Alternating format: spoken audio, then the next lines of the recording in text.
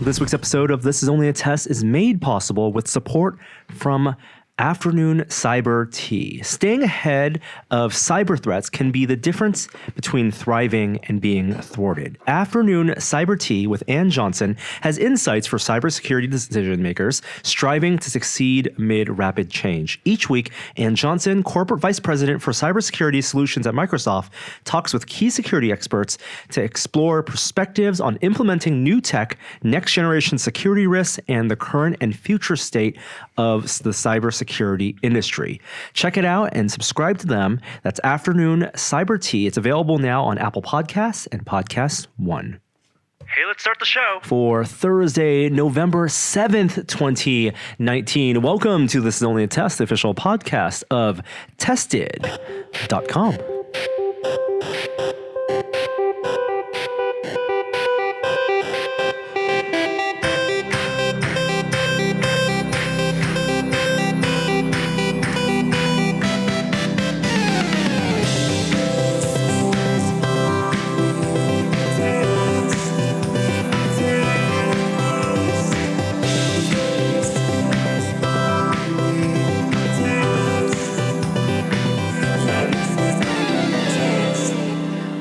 What a momentous occasion it is this week for, if you are watching the video, you will realize that this episode has all three hosts. We are all here. No special guest this week. Norm, I'm here.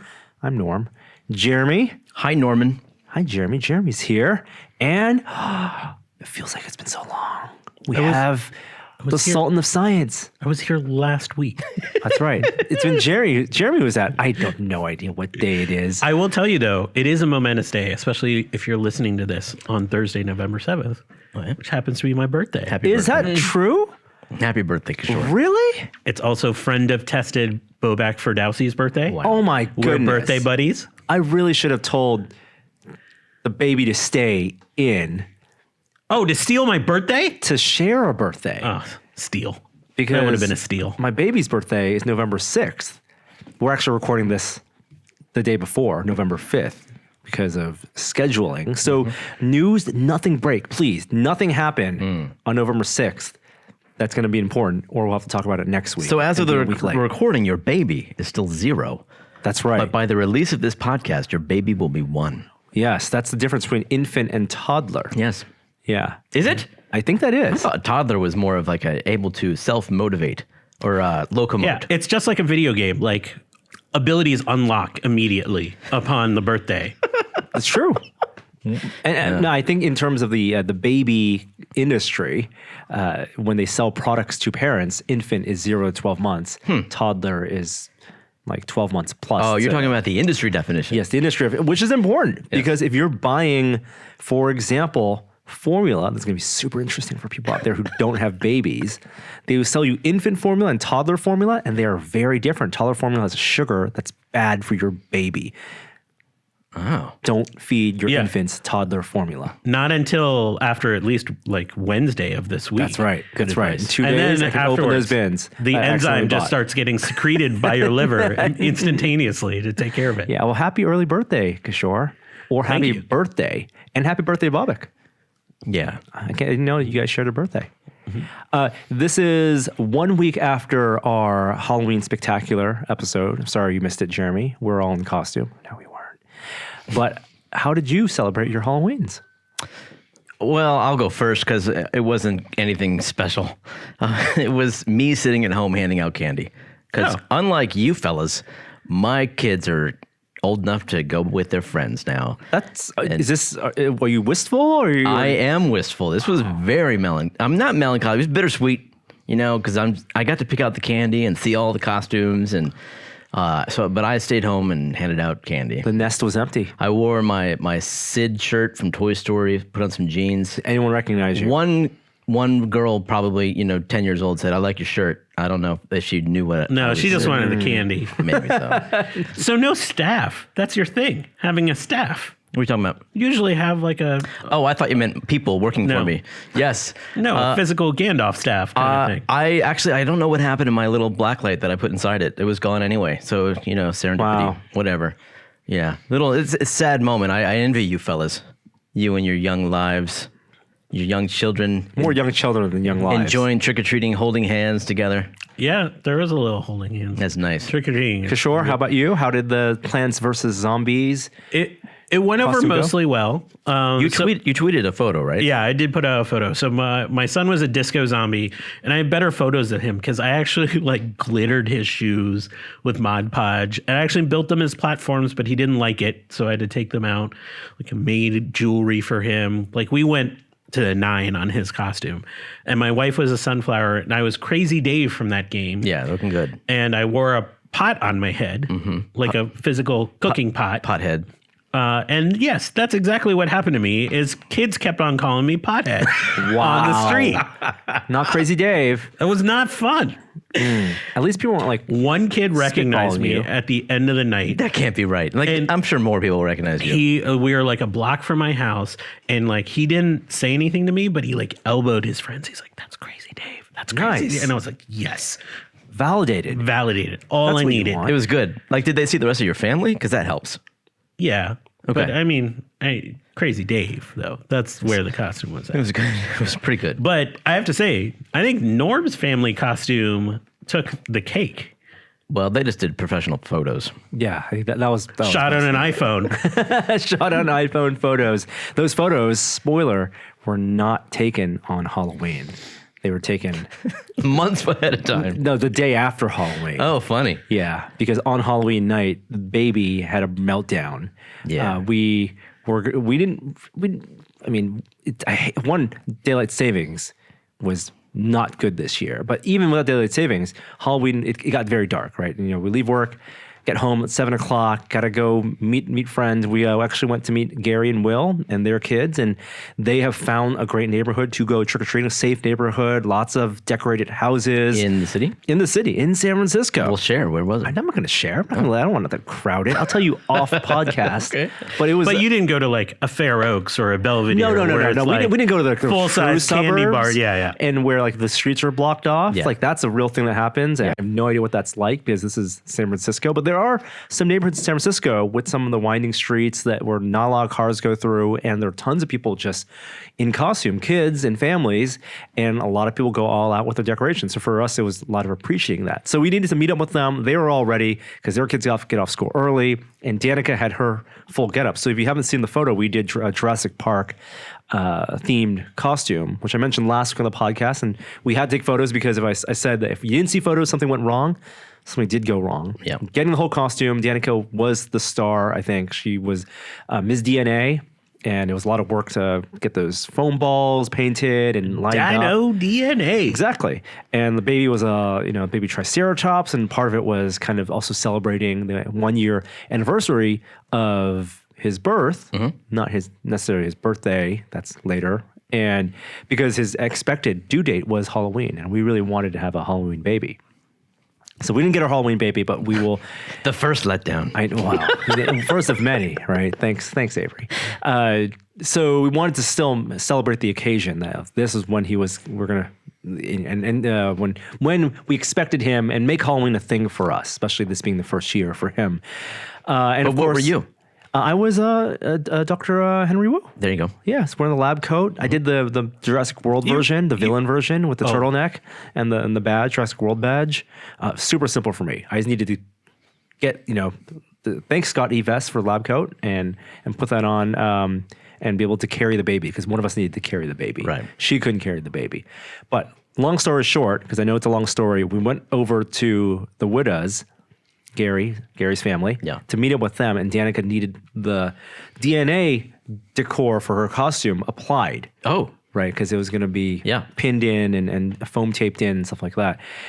And while I was helping with that, we gave the baby to Will. Mm-hmm. We put the baby in Will's arm. What? The baby loves Will. No, I think that's the right choice because if you give it to Gary, Gary would end up with like a bucket of chicken somehow. Something, right? Right. And Will, and when baby knows Will and his family, and Will and his wife and his daughter were there, days after he was born. And so they've seen him. The baby was not having it. No. He erupted in a in a meltdown. Was Will dressed as like a clown He or was something? dressed as anything. He was dressed as a dad. Right on. He's wearing a button-up shirt and Will being Will. Huh. And he screamed and he had like boogers coming out of his nose. Yeah. And then he wanted his mom. And then the moment he went into his mom's arms, he just flung all the costume apart. Oh my gosh. Yeah. Oh, no. So I no longer envy you. Sounds like your son's going to grow up to be a tested YouTube commenter Yeah. with all that Will hate. So we had to not dress up and dress him up for that night and just carry him and just, enjoy the decorations that people had put out. And company. And then in company Yeah. and then put on the costume the following day and take some pictures to post on the internet. Wow. Look good. Yeah. Yeah. I mean, mostly it was to not let the work that Danica had put into the costume go to waste. Perfectly valid reason. This has been an edition of Behind the Costume. I had no it's idea. been a week. Like I was fooled. It's always like that with Those smiles, behind those smiles, lots of anxiety, lots of stress. But hope you all out there had a good Halloween. It's a lot of great photos I saw people post, not only on Twitter and Reddit, but it's good. Oh, one special shout out. Yes, you go ahead. Go ahead. Kishore. You go. Oh, I was going to shout out Will about something. Oh, no. No, you shout out your thing. Tested contributor Sean Charlesworth Oh, yes. Yes. had I think he and his wife had the best costume. You know, they said nobody recognized him like you. That's no. No. Isn't that unbelievable? I don't accept that to be true. So Sean and his wife, Kate, went as Well, as characters from Ghostbusters. Yes.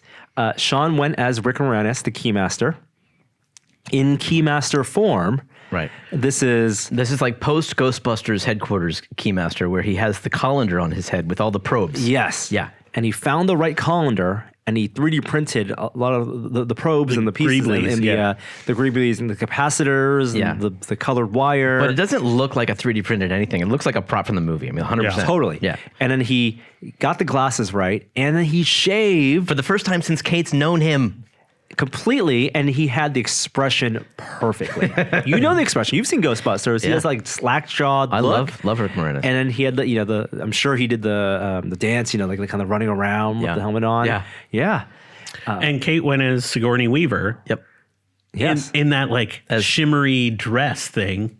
As the gatekeeper. That's right. Yeah. Yeah. Keymaster and Gatekeeper. Fantastic. It was so good.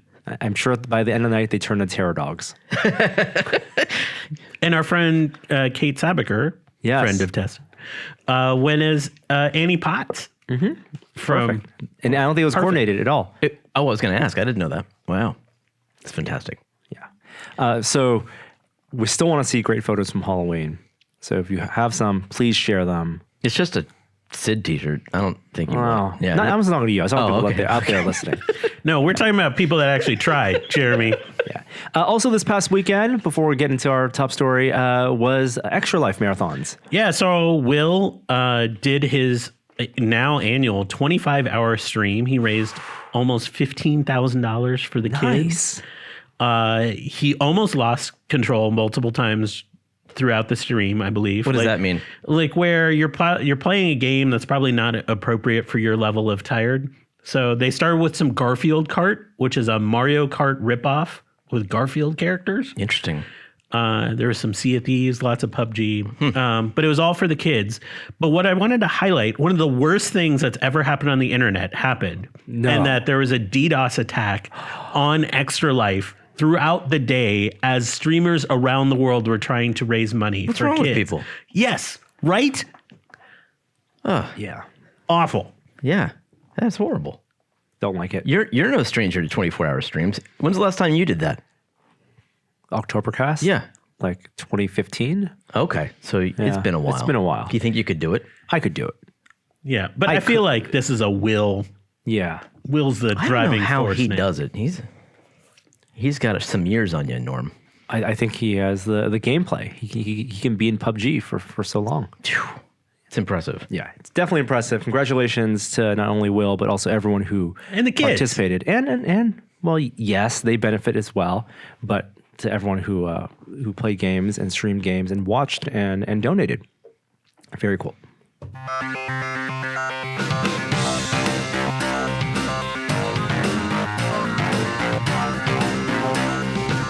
top story this week.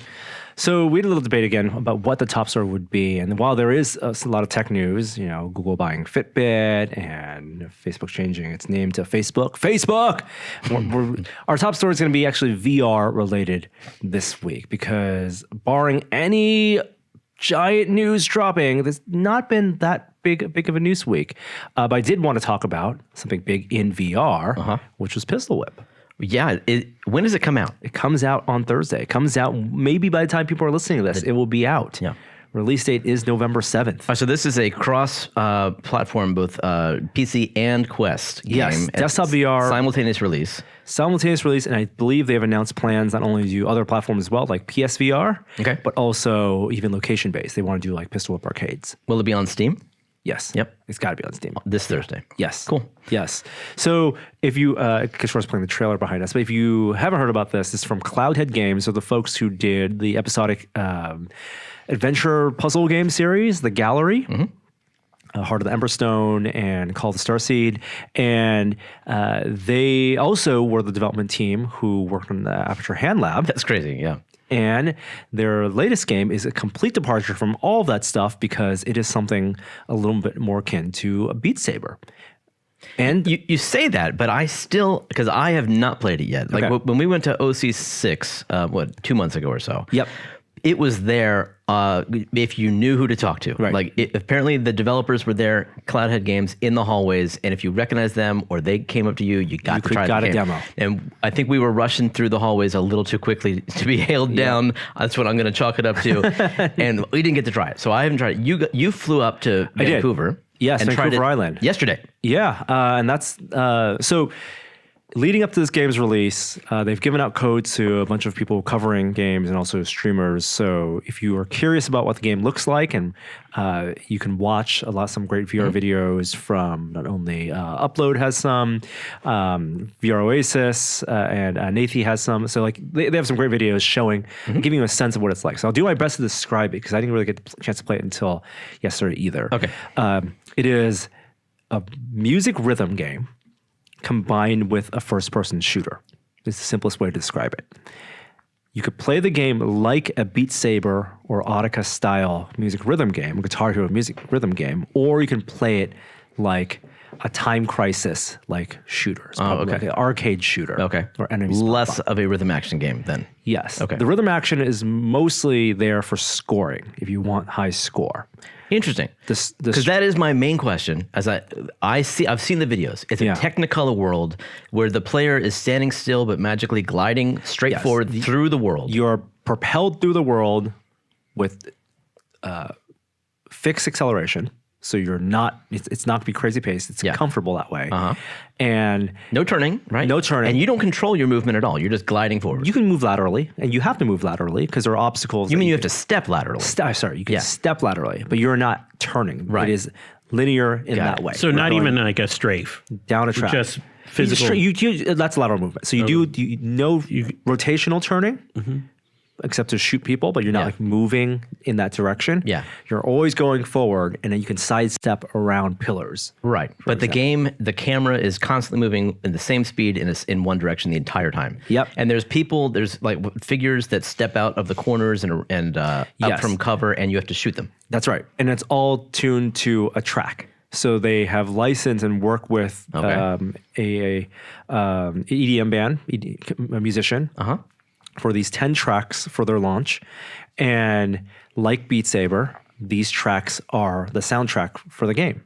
And levels are designed for the tracks specifically. Okay, but so I get Beat Saber because the cubes come towards me and I hit them and I'm pretty much always going to be hitting them on the beat because that's when they got to me. Right. How does it work in Pistol Whip? Because I probably want to shoot them as soon as possible because they're going to. And you can. They're going to shoot me. If you want to play it like Time Crisis, you can shoot them. So But you get more points? You get more points if you shoot them when they land, or you shoot them when a beat is landed. Is there a visual cue for that? There is no visual cue. Okay. It is based on your rhythm to the music, which is different for everyone. That's something I asked them about. You see a visual like representation after they get shot of how well you did, exactly. right? Yeah. So you shoot them. It's 200 points max per shot. Okay. And if you miss, if you hit them too early, like Yeah. when they first appear, it will be 87 points, 100 points, or whatever. If you time it right, so where they end in their run, which is how they actually mostly time it, like there is no line in the sand. Right, so it's not like the cubes. I'm going to use the Beat Saber analogy or Guitar Hero analogy. There is no line where the beats cross, Right. because you're firing at them. Right, their enemies are going to be different distances from you, but they're on. Think of it like an amusement park rails, right? Think of it. They're animatronics on a Pirates of the Caribbean ride, and the ride has been scripted so that these enemies pop up, and when they end at the end of their track is typically when the beat. When they intended for you to shoot them. Yes. Okay, interesting. So you do have some time when you see them before you shoot them. Totally. Okay. And if you want to wait till they are at that sweet spot, and there's a little bit of a generous buffer there. Okay. It doesn't have to be exactly precise. Yeah. You also have to contend with the fact that by then there may be more enemies on the screen, or they may be firing at you and you may have to dodge their bullets. Right. And so that's that balance between how you can end up on the beat to get the max score with also managing the fact that you are playing an FPS essentially and they are enemies Interesting. running. They're never running at you. They're mostly running perpendicular But to you're you. moving towards them. But you are moving toward them, and even on the track itself, because you can pistol whip them. You can hit them with the gun. Yeah. How enjoyable is the music? Because I think that was one of the keys behind Beat Saber working, is that people like the music. I think it's in very addition. akin to Beat Saber. It's dance pop. It's EDM. It's you don't have to like the music to enjoy it. I think it helps if you want to get into the groove, and I think some people will really enjoy that kind of groove. And I think a lot of people, even if you're not like an EDM fan, you could still play Beat Saber and love it because you're actively engaging with the music. So what's the modding community going to look like for this game, if anything? I don't know, and they've considered it. I think they've thought about it. We'll have a lot more. I think Denny, who's the CEO of Cloudhead, talked about it. And I think they will have more to announce. So interesting, because I can imagine making it. I've never done it, but I could imagine making a level for Beat Sabers fairly straightforward. You have cues on the track that you want the brick to hit to, or arrive at the person by, and you lay it out sort of like on a timeline. Yep. But there's actual geometry and height and. So I can give you some insight into that, because part of what I did was exactly try to understand what does the composition of a level look like. Yeah. We'll have a video probably maybe later today, if you're listening to this podcast on Thursday, not only with our full review of Pistol Whip, but also with my conversations with Denny and the level designers. So I imagine I'll give you the cliff notes. Is every level different? Every level is different. Every song is different. It's not a void space. Every level is a designed space. And their whole approach to it, to take one step back, is they wanted you to feel like you were in an action sequence. The 3-minute action sequence of a movie. You're watching John Wick. Yeah. You're watching The Matrix. And there is going to be this action montage sequence where you are watching the scene play out, and the music, the composers have scored, and the editors have edited that action sequence for the music. They want to make you feel like you're in that moment of an action movie. And so they pick these songs, and the level designers listen to the songs over and over again for weeks to know it real well. Yeah. Right. And then they have a discussion and they storyboard out their level saying, okay, Really? this song, has this build up here. There's a lull here. There's a beat drop here. This beat kind of repeats itself. These are opportunities to build kind of a pace to the level, right? And a pace of this action scene. So they're choreographing a 3-minute action scene that you're the star of. And then they take all those notes and they literally put it on this waveform timeline. And they have like an audio waveform of the entire song. Okay. And the level designers will say, that's a beat. They'll see the code of the Matrix and say, that's a beat, that's a beat, that's a beat.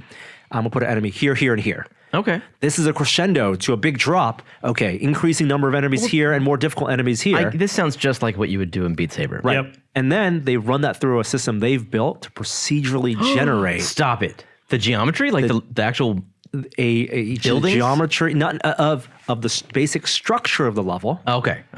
And then they give that to an art designer who then builds the artistic like crafting of it to make it look like this is a kind of a bank heist theme level, or this one. Wait, they have different aesthetics? They have different aesthetics. Really? That's awesome. Huh. Yeah. That's like 3/4 of the way to the really crazy world of gaming, where it's all procedurally generated. Yeah. Is there a music visualizer component to it? Is the world like pulsing to the beat or anything like that? Not really. At least not that I noticed. We'll be playing a lot more between now and Thursday. I actually have to play a lot more tonight and tomorrow. The thing that makes it work is the auto aim system. Oh, it's generous? It's very generous. Oh. And that's good because there's a dead eye mode that you can turn on and give you like 20% more points that requires precision aiming. Yeah. And going from that and the auto and the standard mode, you could tell like this is why I think, remember that game Audica the Harmonix put out, was shooting, their version of a music game except shooting, but you kind of needed to be precise there. It wasn't fun for me. And we talked about it because we reviewed it because you needed to be precise. Mm-hmm. This is fun because when people play act being Neo in the Matrix or John Wick in a John Wick film, right? It's all about the poses that you're doing, less so much the accuracy. No one is really going to be as accurate as John Wick, right? Unless you're playing that same level with the dead eye mode, for hours and hours at a time. So they want you to be in there and feel like you have perfect aim, and they do that with an auto aim mode. That's not surface to you. Like they don't show you. It's not like Halo style auto aim. Right. If you have the gun in that general direction and you're firing it, you'll probably hit the enemy.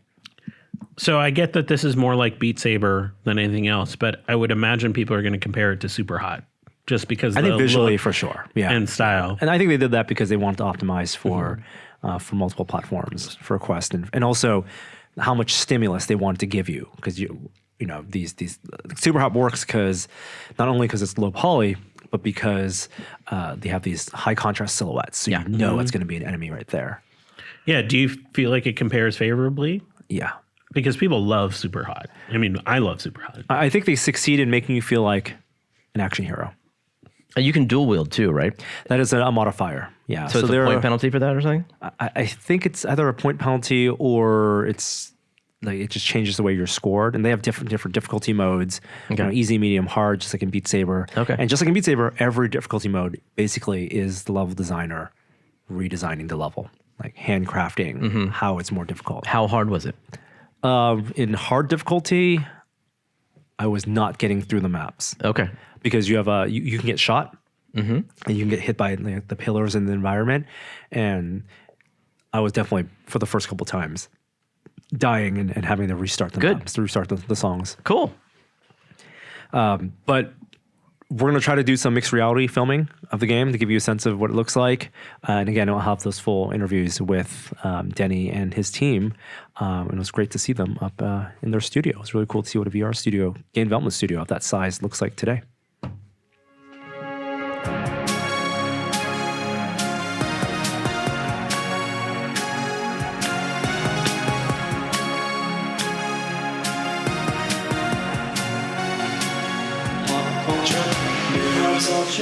Okay, Boomer, what's the story? What is this reference to? You don't know the OK Boomer meme? What's going on? What's that?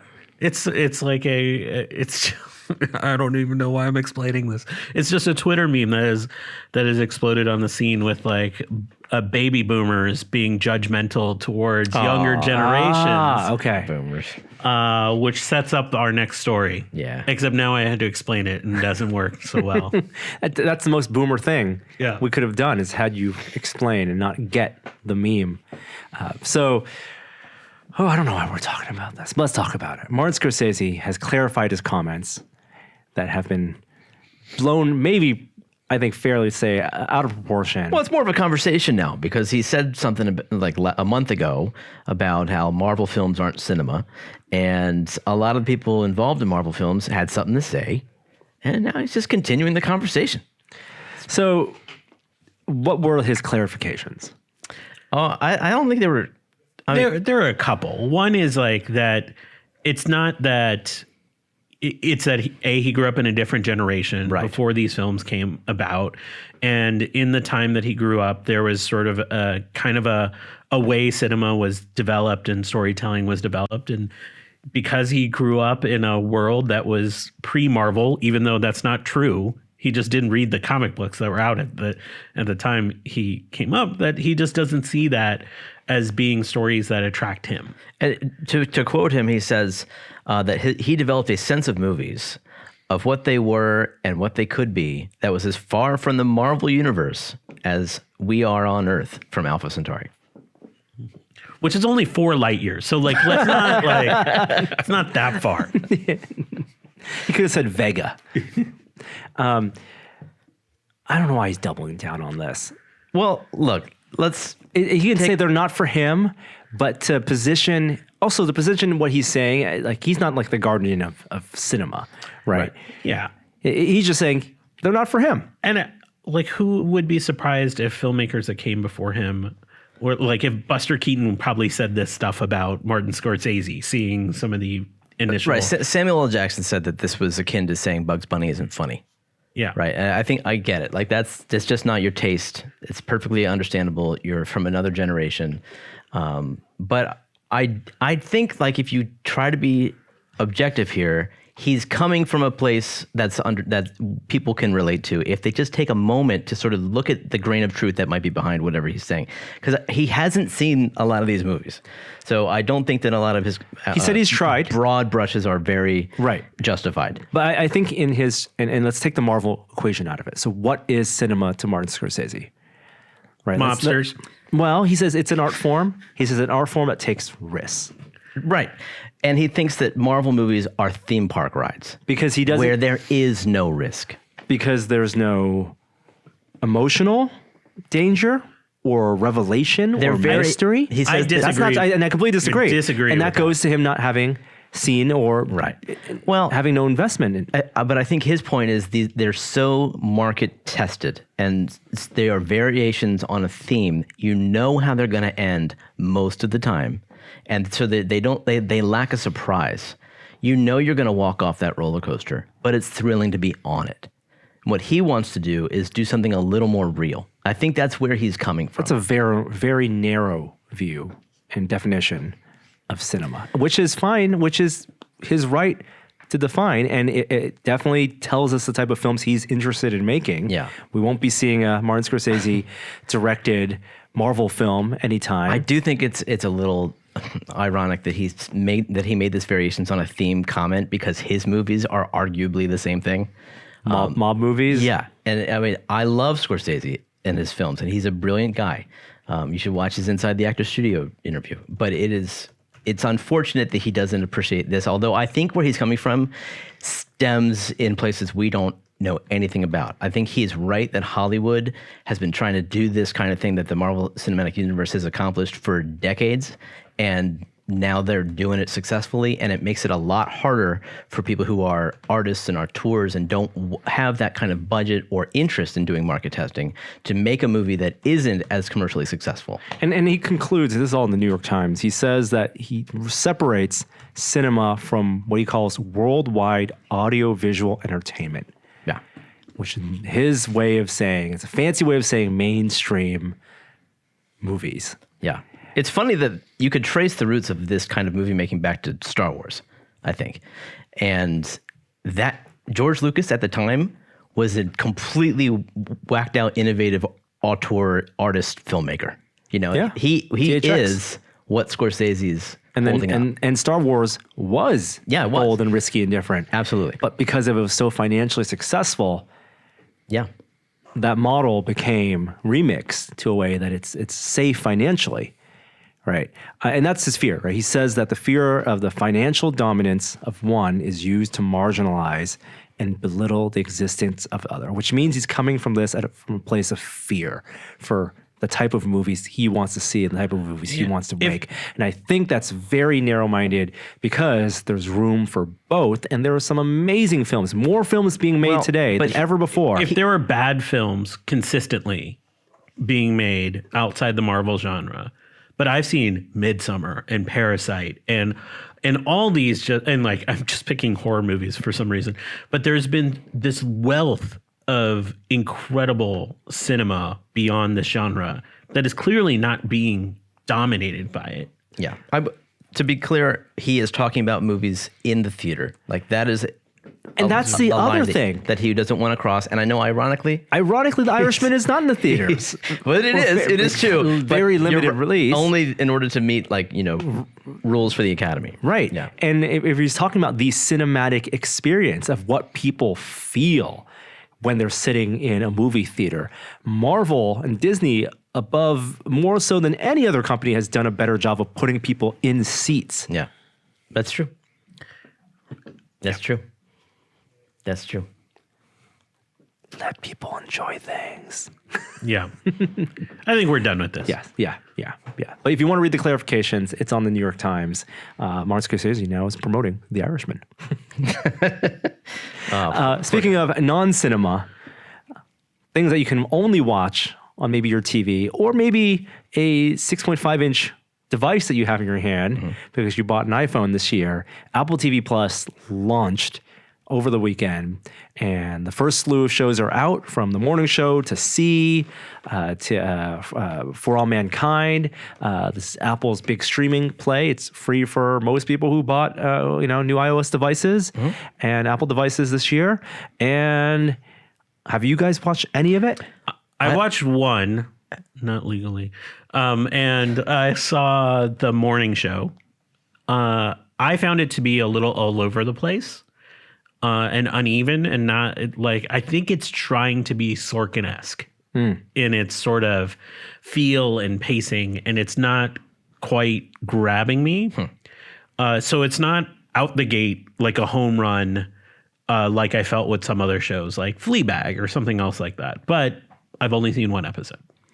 They're doing the Netflix thing where all episodes drop at once, right? Yeah, I think so. Is that right? I have no idea. You're the one with access to it. And guess what? I'm holding off, not because... What? You have a year of it. That's not because I'm not interested in content, because I know what they're going for right now. They want me to subscribe for my free year. I want to hold that off till I want it, because I want to extend that free year as long as possible till when I have time to actually watch it. I don't have the time right now. It starts when you click OK, try my free year. Yeah.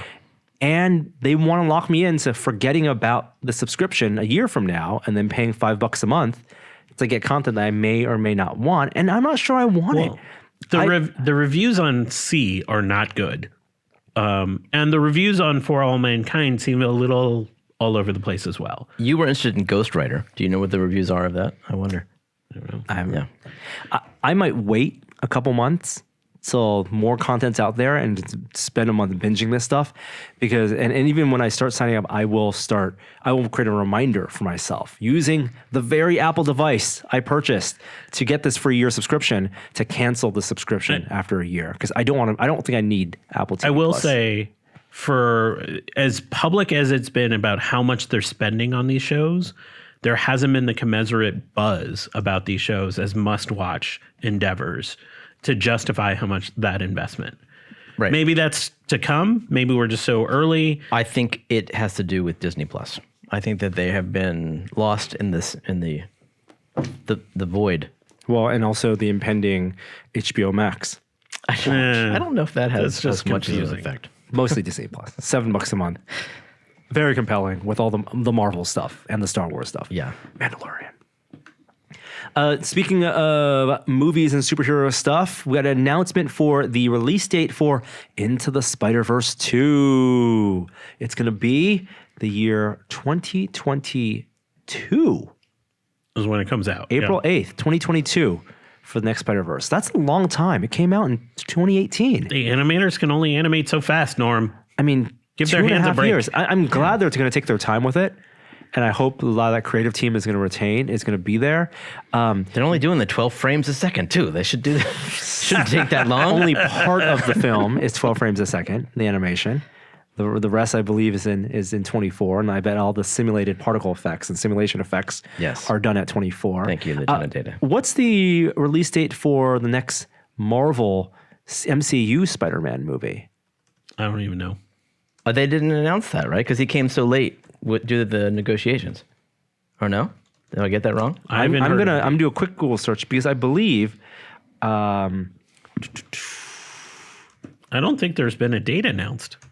I think they announced a year. Okay, the film is scheduled. Oh, July 16th, 2021. Oh, there you go. There you go. So we're talking about Sony potentially not wanting to crowd the field with 2 Spider-Man movies, which also gives me hope that Into the Spider-Verse will have Tom Holland in it. Okay. Like as a live character or an animated character? I'll take either. Okay. Animated character. I don't need them to make. Yeah. Cross that line. Probably just an animated character. I'm hoping they pick up the thread that was at the towards the end of that movie. There was a hint.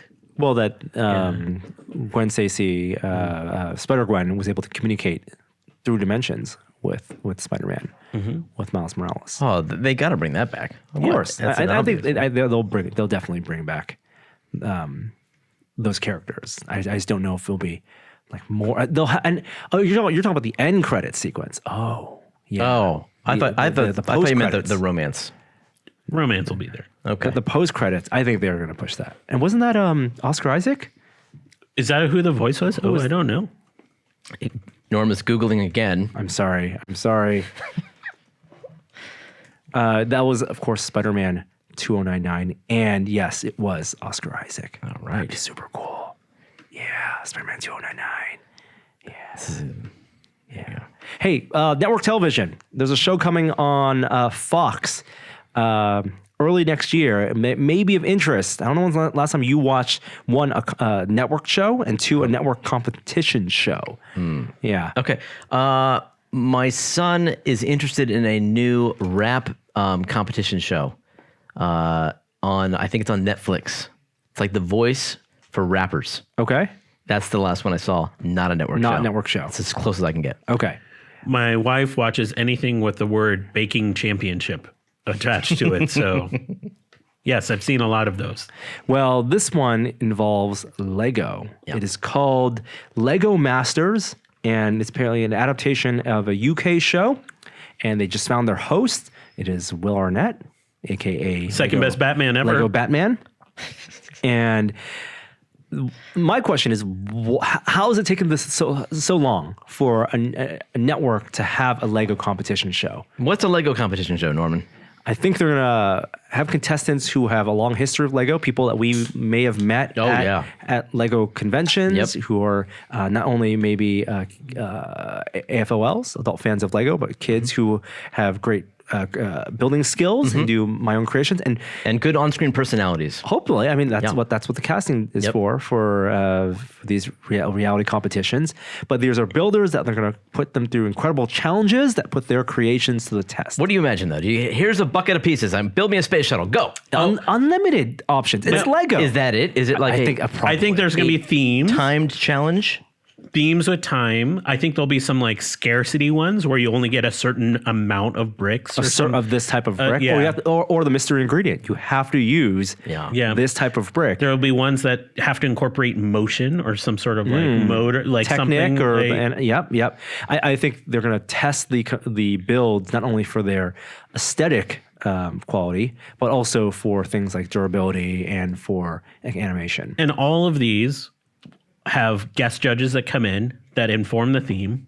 So there'll be like a Marvel episode or like, something like that will happen. Got it.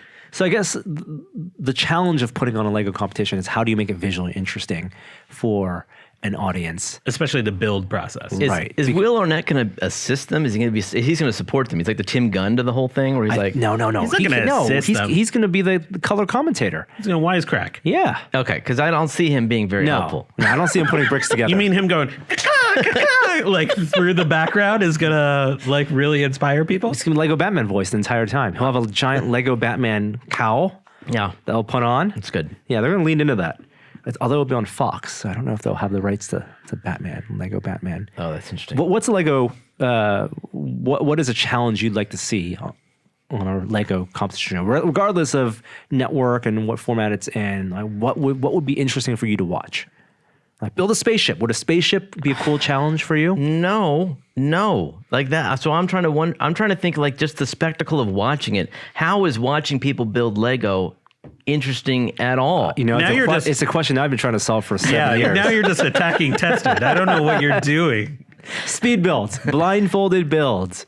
I mean, I get like I watched Project Runway for a while because Yeah. my wife got me into it, and that's a fine show. But there's an element of like practicality to making clothing and working with limited textures. You're talking about problem solving, though. Yeah, that's something that I can see. I can't imagine what are they going to do with Legos. They're not going to have you use anything but Legos because that's their thing. It's the system. Yep.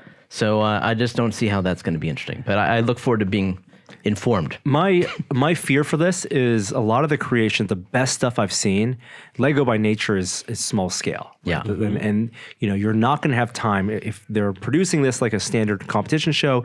You have like restriction on how many hours you can film, right? You're not going to have these contestants working for days at a time on a creation. They're going to have part of what hours makes at most. reality shows interesting is not that. It's that they have to go to like a shop and find what they need in 10 minutes.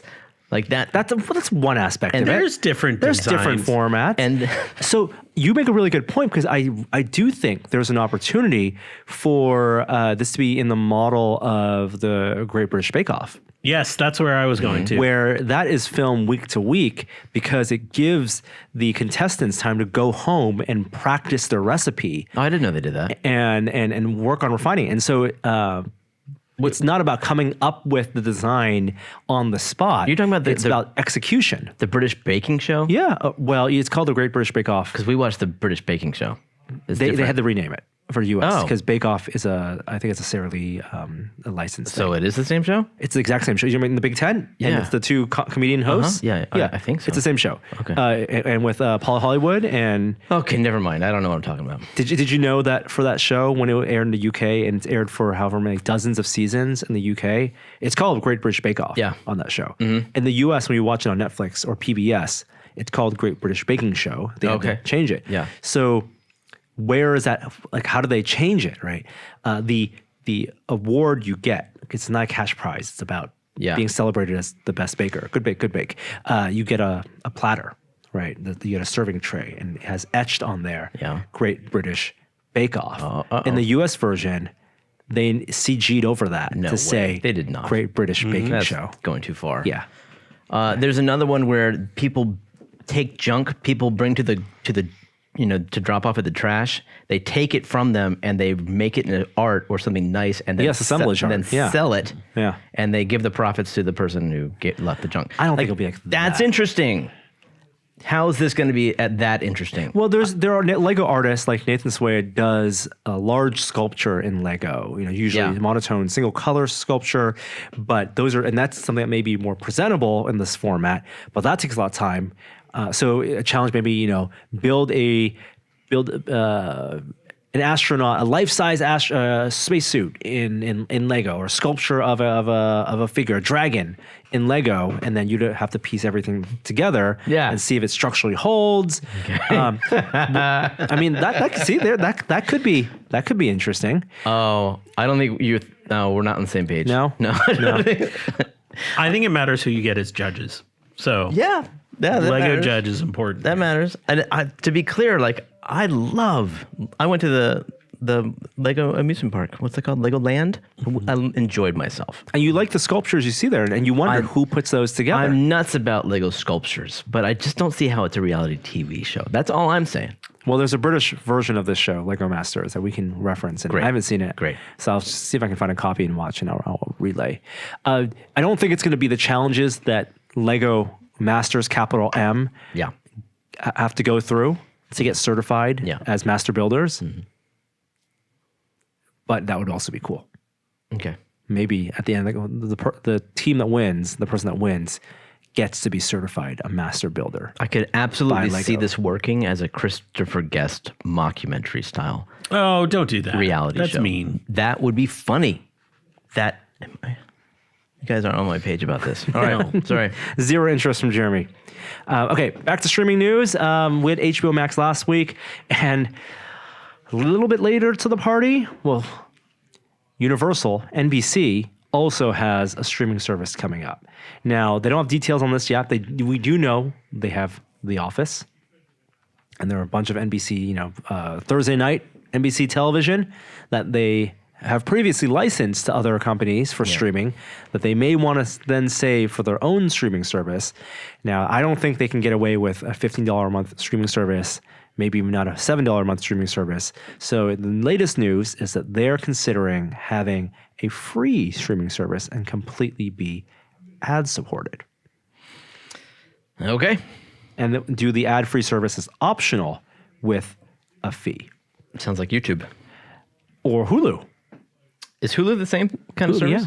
Yeah. Hulu is free with ads, and they've made it work somehow. Although they also have a paid version with ads as well, but you can watch on mobile devices and not just your laptop. All right.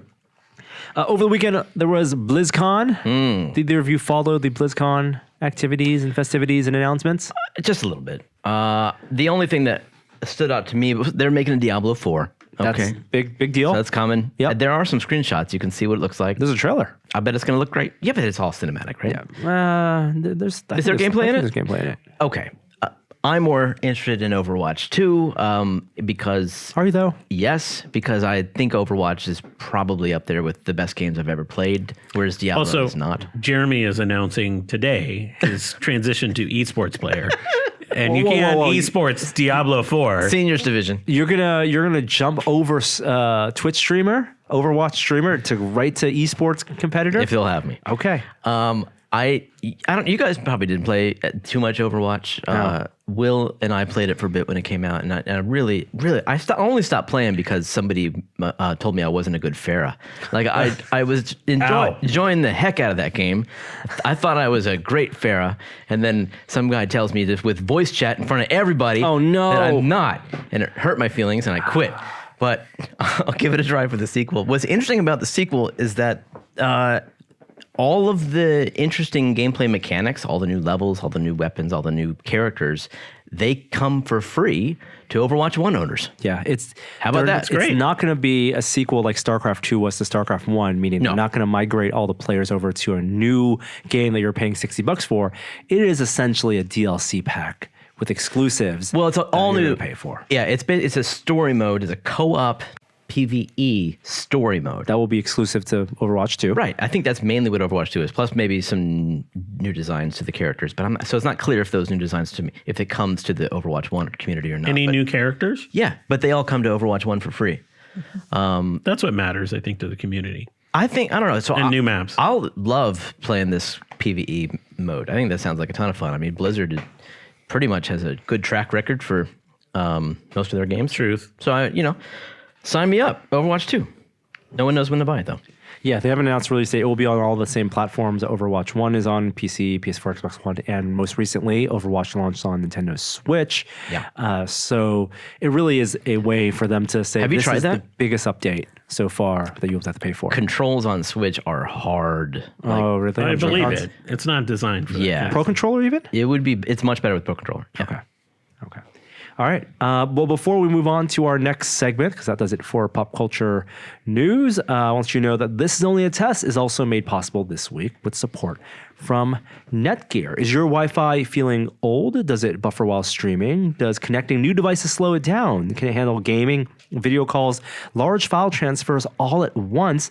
Well, it doesn't matter how fast your internet connection is if your Wi-Fi router is old and outdated. With Orbi Wi-Fi 6 from Netgear, your Wi-Fi will feel new again. Wi-Fi 6 is the latest tech that allows for more devices to connect and stream simultaneously without impacting speed or reliability. The result means that you get the fastest Wi-Fi for all your devices anywhere in your home. You can stream in 4K, HD, or even 8K without buffering eliminate lag from gaming, and connect more devices to your Wi-Fi than ever before.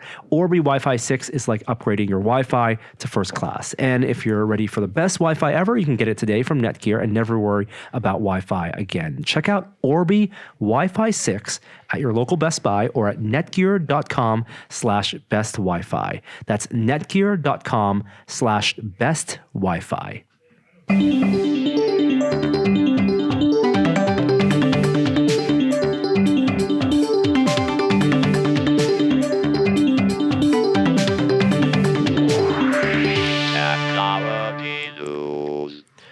So Google bought Fitbit.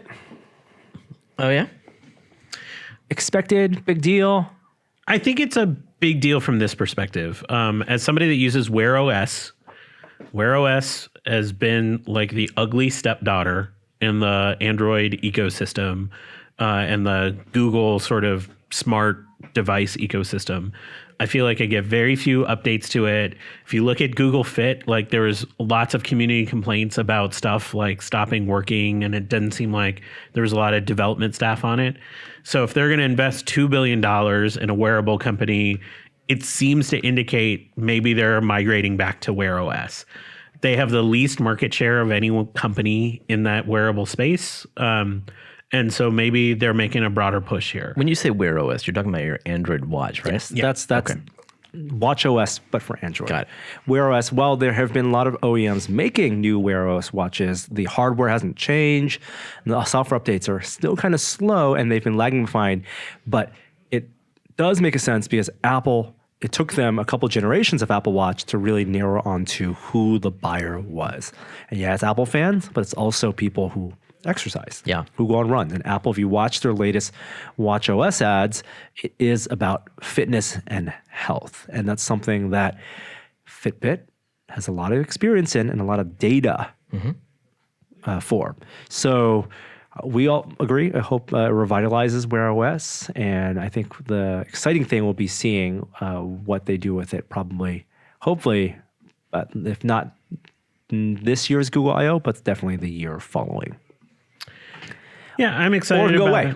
it. Yeah, I mean, like, it could easily, in a few months, we could be talking about this as a talent acquisition. But at $2 billion, it's certainly not as big as like the Nest acquisition, but it's not nothing. That's a lot of money. Yeah. So I think they're going to, be in the space for a little while longer. I read a really interesting story in the New York Times from writer Kendra Pierre Lewis, who actually did like a deep dive into the functionality of the oxygen meters in some of these devices, and they use this like green light to essentially do the work, and how that works much less efficiently with people with dark skin than people with lighter skin. And it seemed like, and I don't know if this is 100% true, but from reading the article, like people hadn't just asked that basic question in some of the early development of it. How is that not a part of the testing? Yeah, I don't know. It was a really fascinating read because I didn't think about that kind of like simple thing in the device development. That's so weird. Yeah. Either of you wear Fitbits? No. My kids might wear Fitbit. I don't know who makes this watch that they have a cool watch that tracks their activity level, and it doesn't need to be recharged for a year. It's pretty cool. Is it because it's very efficient, or because it actually is like a watch that the movement charges? Nope, just efficient. Okay. Or you tell them it's just tracking their fitness level, but it's just really tracking their location. Oh, I wish. That would probably need to be recharged every day. So, Yeah. Give me that device. Let's say in 4 to 5 years, when Avery gets old enough that I'll need to use it. Remember Microsoft had their big Surface event in October? Shortly after New York Comic Con, they announced a bunch of stuff like the new Surface Pros. Of course, most of the attention went to their Surface Neo and the foldable Surface that's going to launch next holiday season. But one interesting new product was the Surface Pro X, which is, while it's a Surface-like device that's hybrid tablet PC with the optional keyboard and a kickstand, it's very different in that it runs the ARM version of Windows 10. Thinner, bigger screen, smaller bezels, and has an interesting keyboard with the recess holder for the stylus. Well, the reviews for the Surface Pro X are out now, and they're kind of mediocre.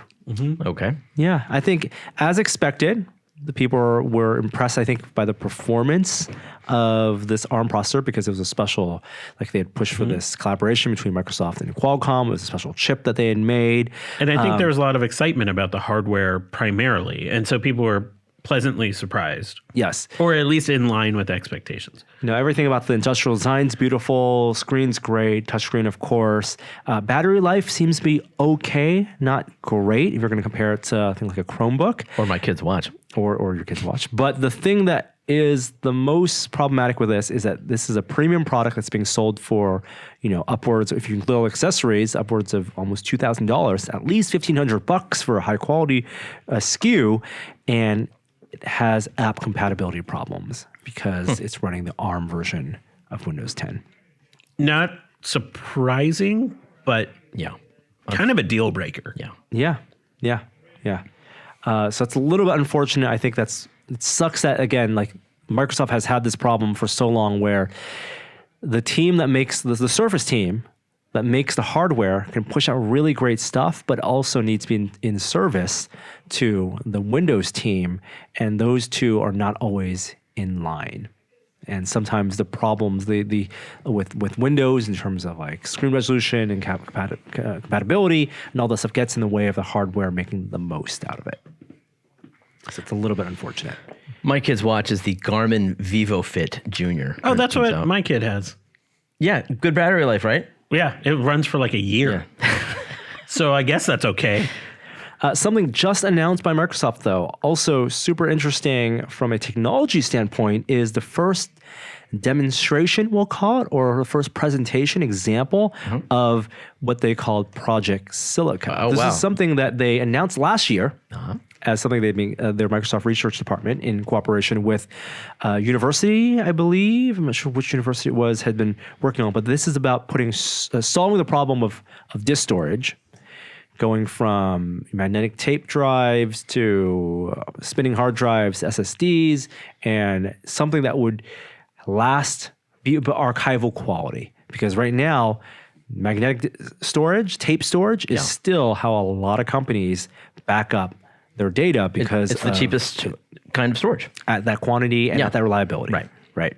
Otherwise, you're basically going from NAND drive to NAND drive and spinning disk drive to spinning disk drive and it won't last forever. And you just have to replace the hard drives every few years. That's the solution. It's not a good one. Nope, not a good one. So one of the ways they'd gone explored with Project Silica is with storing data in glass, in little sheets of glass. And the presentation they did last year talked about how they would be using these high density lasers to literally etch volumetrically in glass. That sounds very voxels fragile. in glass. Like that sounds like I could scratch that glass. But it's on the inside of the glass. Whoa. And so the exterior, durability wise, could be scratched. But as long as you can read the etchings inside the crystal, quote unquote crystal. It's like at the mall where I can get like a The 3D. Swarovski? Yeah. Yeah. Yeah, they call that crystal. Crystal's just glass, right? So they're etching things in the glass, inside the volume of a slice Wow. of glass, and that then is read and run through a decoding algorithm, which is where a lot of the secret sauce is, and then you get the equivalent of data in storage converted to zeros and ones. So the paper they had put out last year when they first announced this talked about how at the size of a DVD disc or Blu-ray disc, they were looking at potentially getting up to 1 terabyte on that right now, with the theoretical density of up to 360 terabytes on what would look like, a sliver of a DVD disc. So we're not talking about isolinear chip quality right now in terms of densities, but they're getting there. And that's going to be an order of magnitude higher than DVDs. If you can get 360, 400 terabytes on DVDs, 5 gigs? Especially when it's essentially glass. So you're not mining the same kind of rare components. Yeah. Like you would silicon. So orders of magnitude higher. And the first presentation today was actually a partnership they announced with Warner Brothers to store a copy of the Christopher Reeves 1978 film Superman. Gene Hackman. Gene Hackman also. Yeah. Yes. Margaret Kidder. Yes. And among others, but also Christopher Reeve, onto what looks like a rectangular piece of glass the size of a mini disc.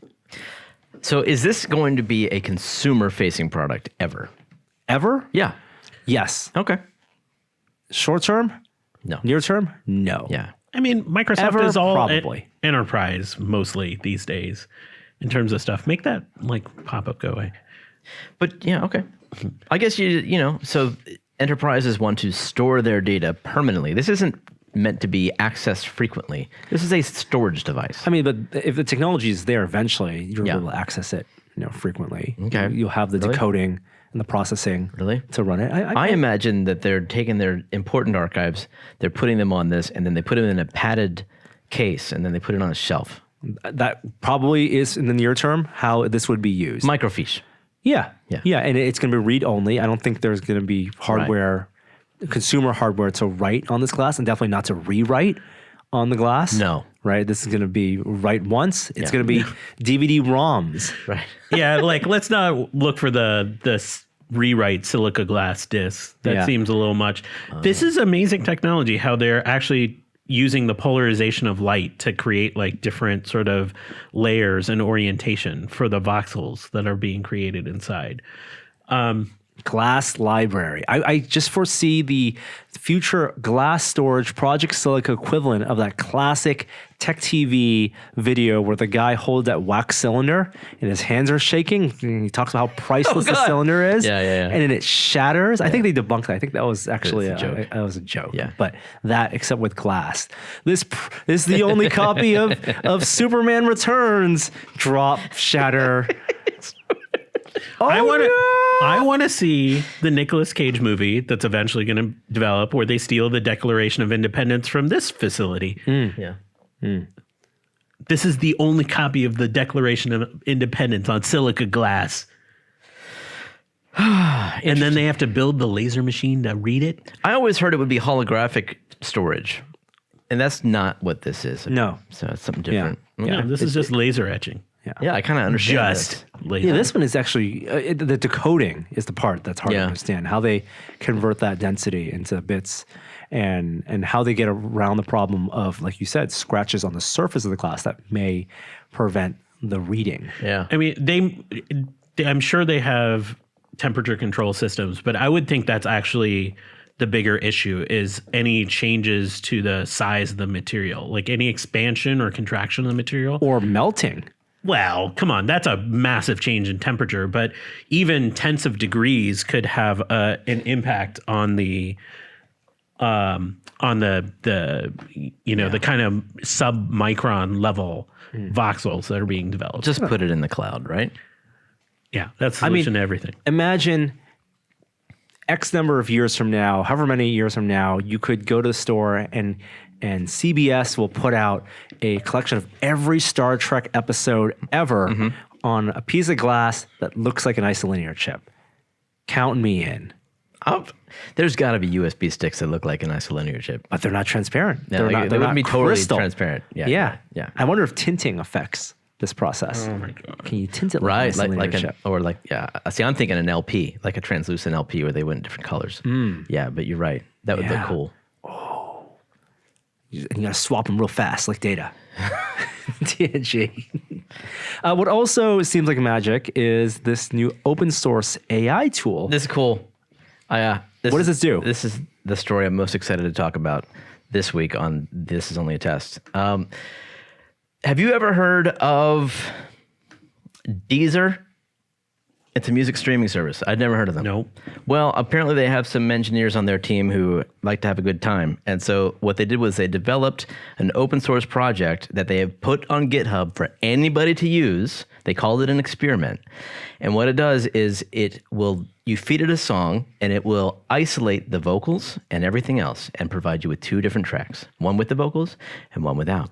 And clean. Well, it's pretty darn good. Like, I don't know if you've ever tried to EQ out vocals, like for a karaoke party or something like that. It's not easy to get rid of the vocals. Like, Yeah. there's always something left behind.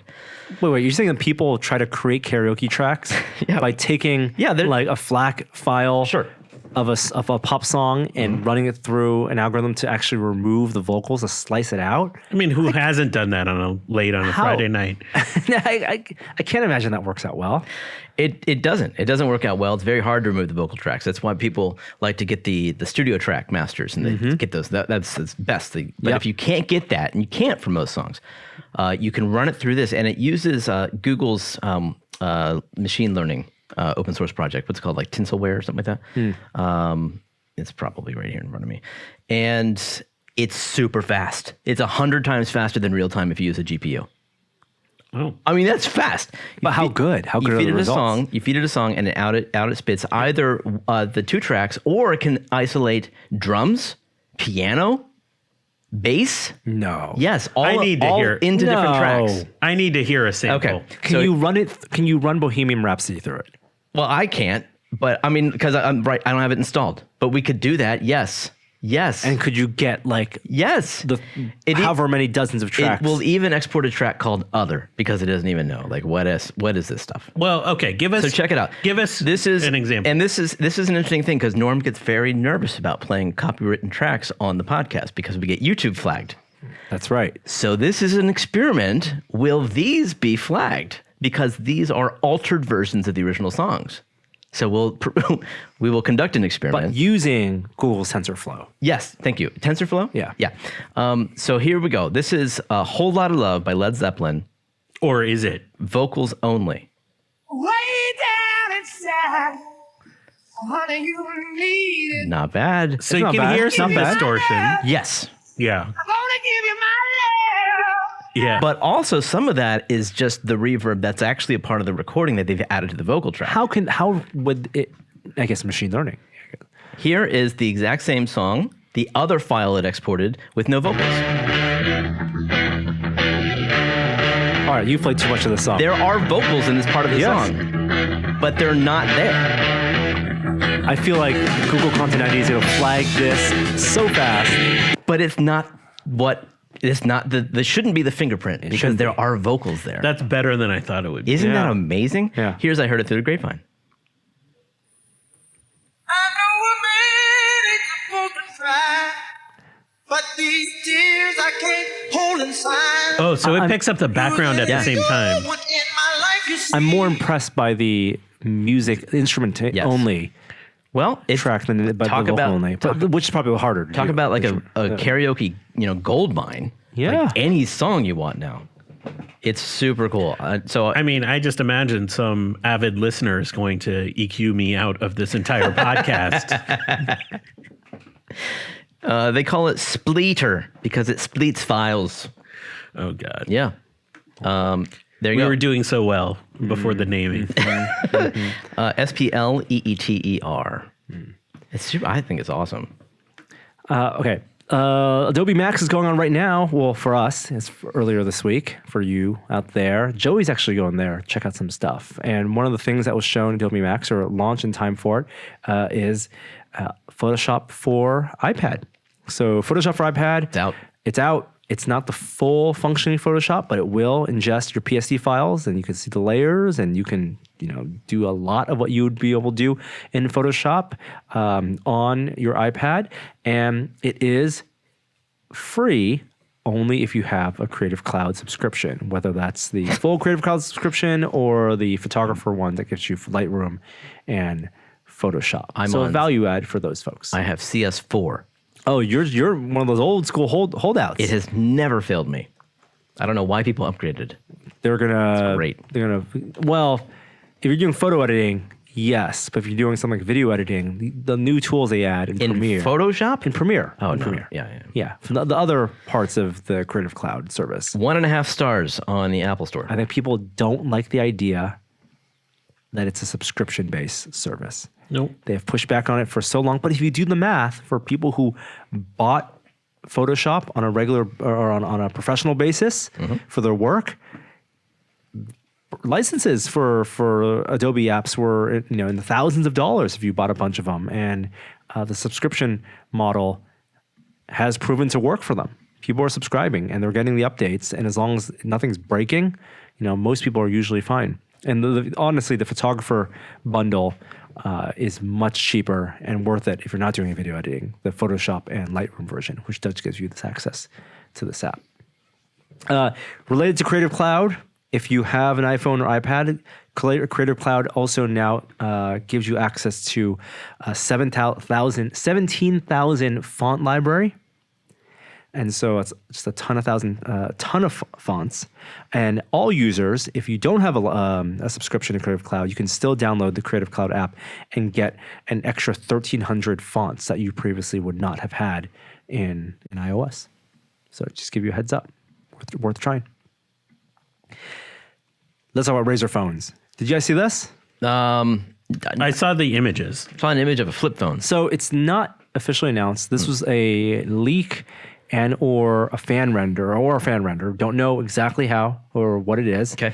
But the rumor is that Motorola is going to be rebooting the Razer, the super thin flip phone, with a super thin flip phone.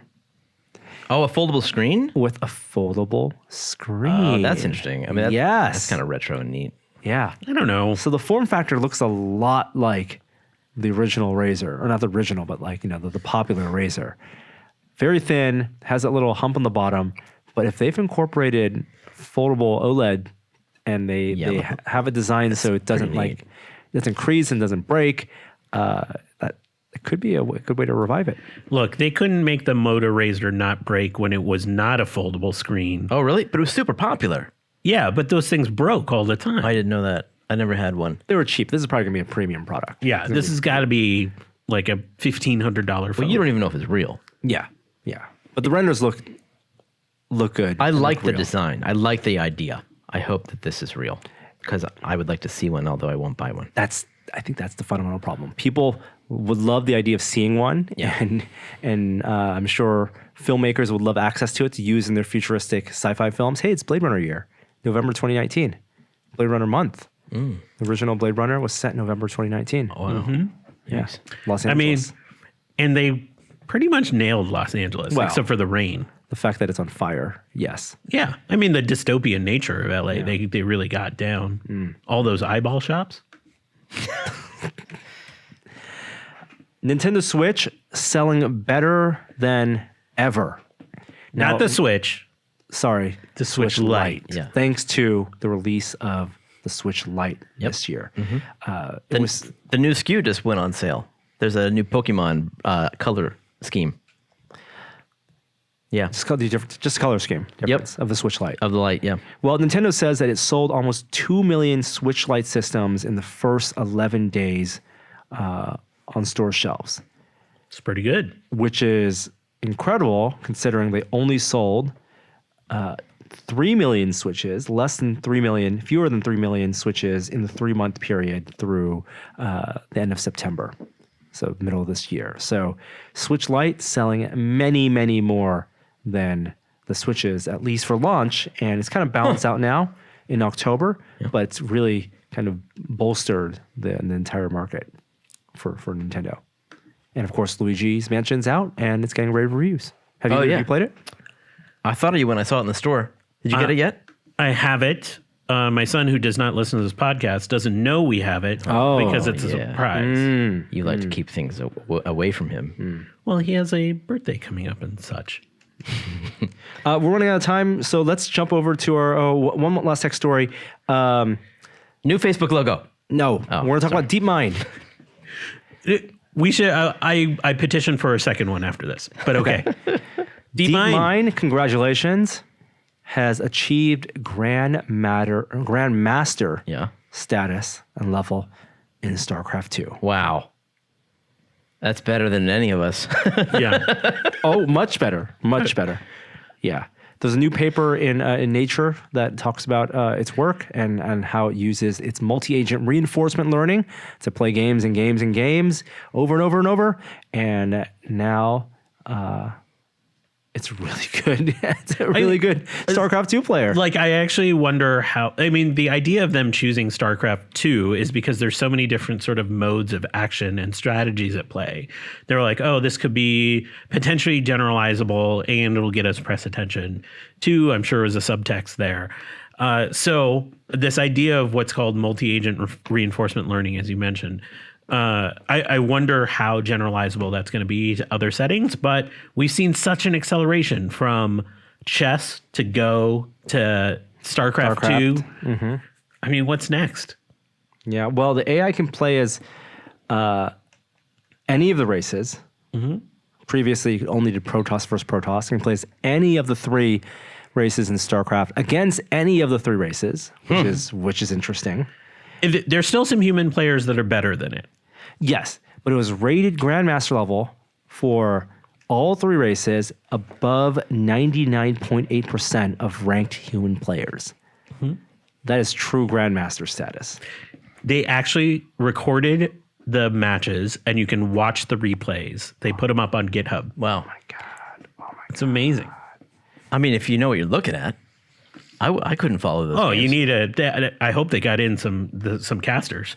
Yeah. Otherwise, like, I have no idea what's going on. Yeah. Things will be going way too fast. You can go into YouTube, and if you search the tag Alpha Star and StarCraft 2, you'll come up with some of the recordings of the matches, and truly fascinating.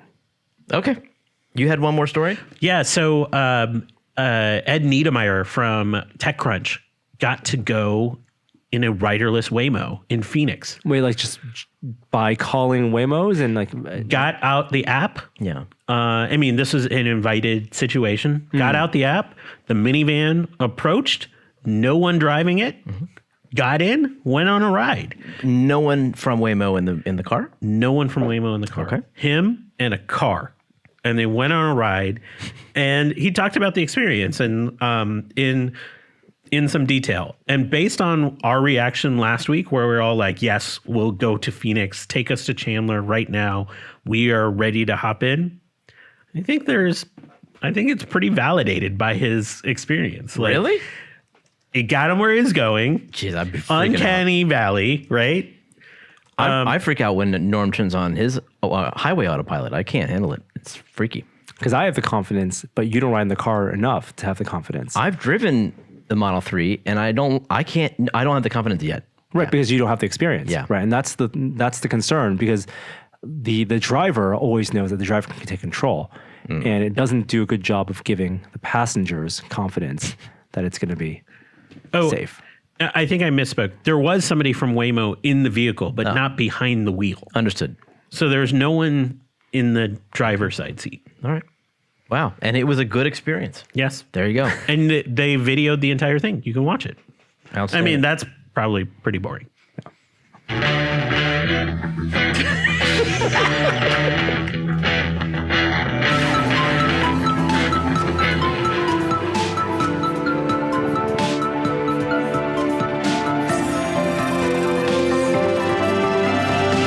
it's time for a moment of science. I'm going to interject here, Kishore, because before we jump to a moment of science, I need to let people out there know that support for this is only a test this week also comes from Lutron. A lot of people think you need smart bulbs to get smart lighting, but there is a smarter way. Caseta by Lutron has smart dimmers and switches that replace the switch in your wall so that all the lights are controlled by that switch will act smart. Think about all the places in your home where one switch controls multiple lights, whether it's ceiling lights, chandeliers, bathrooms, workshops, and more. With Caseta, you'll save money by replacing the switches instead of all of those bulbs, which can add up. And smart bulbs are only smart when the switch is on. If someone flips it off, you lose that power. You can say goodbye to the smart control and connectivity. But switches, and you need switches in your house, Caseta switches are always smart, even if the switch is off. With Caseta dimmers, you don't need to buy smart bulbs to enjoy smart lighting. You actually get the best of both worlds, smart lighting control from the app or your voice, and as most people will be familiar with, the control right at the switch, just like we have set up in our nursery. Putting the baby to sleep, letting then the system know with my voice, dim the lights a certain level, and then it just works. Get smart lighting the smart way with Caseta by Lutron smart switches. Learn more about Caseta at lutron.com/test. That's LUTRON.com/test. Let's rewind the clock, gentlemen. We're going all the way back to 1977 when we launched Voyager 1 and Voyager 2. Yeah, I'm going with the Star Trek reference here, but Voyager 1 and 2 were launched in 1977. Both have now passed into interstellar space, with Voyager 2 passing into interstellar space just last year. That's outside the effect of the sun, is that right? That's right. So the sun is essentially like the largest nuclear furnace in our neighborhood. And when that nuclear furnace is sort of generating all of that energy, one of the things it generates is magnetic fields and a solar wind of just like particles being sort of shot off by it. We don't entirely know the shape of that sphere of that. I said sphere, but like that stuff that comes off. We've sort of theorized that it's in the shape of a sphere. And this helio area has an edge to it called the heliopause. And on the other side of that is what's called interstellar space, which is where there's radiation from the rest of the universe. So there's actual boundary that exists. And so when Voyager 1 and 2 passed through these zones, the data from Voyager 2 came back recently and was analyzed. And what they found was sort of just incredibly surprising. So when it passed through that barrier, and I'm going to go up to the top of this National Geographic story that shows sort of a rendering of it, what they found is there was a temperature variance when they got to the other side of it. Can you imagine, can you guess? This is obviously off in the depths of space. Can you imagine how hot it was? Very, very cold. It was 54,000 degrees at the edge of that. It's an insane amount of energy that's happening at this barrier. Why? Because there's this differential of pressure of these two, of like the particles area from our sun hitting the interstellar area, the mass, and they're pushing against each other, and that friction's generating an immense amount of heat. What is the temperature? 54,000 degrees Celsius? Smokes. Well, it's Kelvin, but like even if it's Celsius, that's only degrees. like 54,300 degrees Celsius. And did they survive it? Yeah. They must have in order to send that data back. Mm-hmm. That's amazing. It's at this specific edge area. It's insane. How long were they inside that furnace? So Voyager 2 is going 450,000 miles an hour. So it traversed the space relatively quickly. What's interesting at the edge of this helio pause is they didn't find a uniform kind of shape to it. What they found is like areas that were almost like glass when like tendrils of cracks kind of break into it, where the interstellar space had kind of like invaded into the edge of the heliopause area. Do you think that it looks like something? Is there visible light emanating from this? I don't know. I mean, with that kind of heat, there should probably some sort of visible radiation given off, but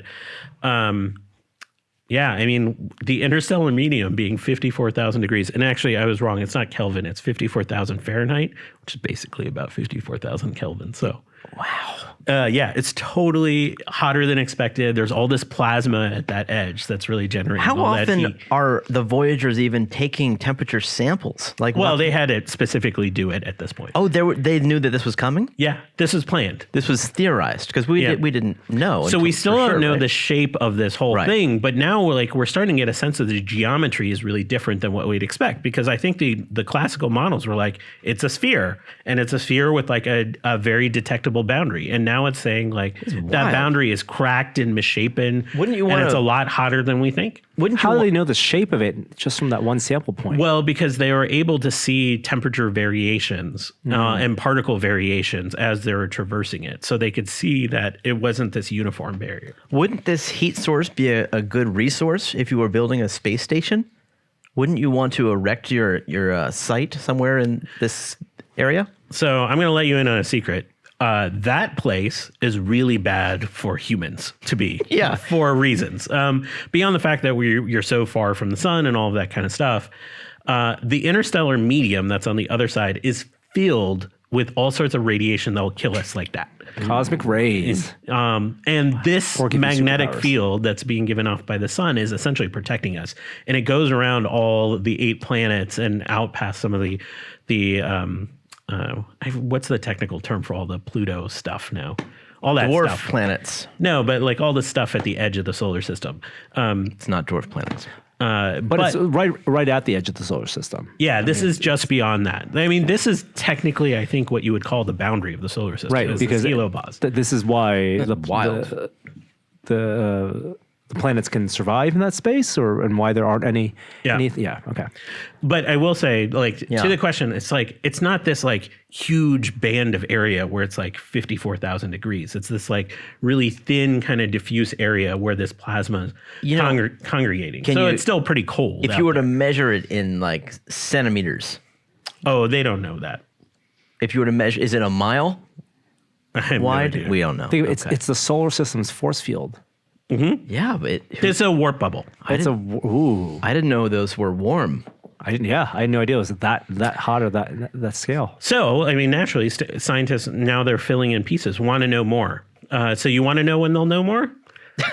Yeah, in 25 years. Nope.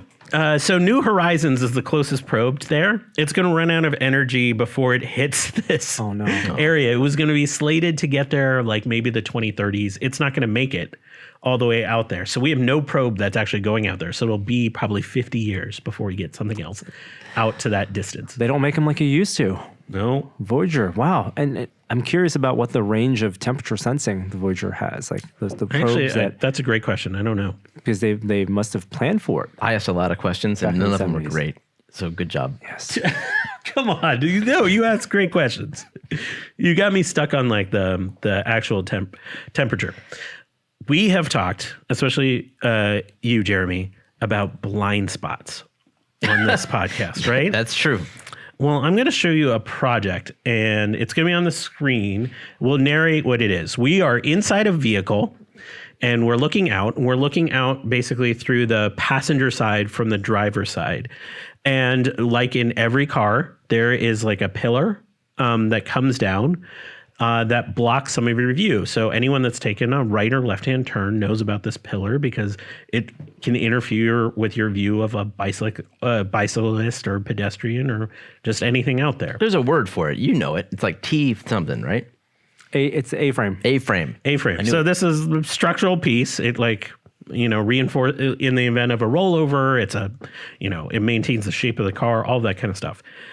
Well, a young inventor came up with an idea of sticking a camera outside the car, feeding that data into a projector that's mounted on the interior roof of that car, and projecting that along the geometry of that A-frame. Sorry, A-pillar. A-pillar. Yeah. So the way the car is designed, that front, the two pillars that or the front windshield is the A-pillar.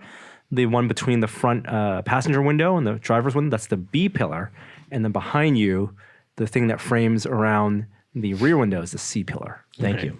Well, with this A-pillar, what we're seeing from inside the car is essentially a seamless view. You should check out the video because we got it running on the TV. Yeah. So my question as I was seeing this is, how does it solve for parallax?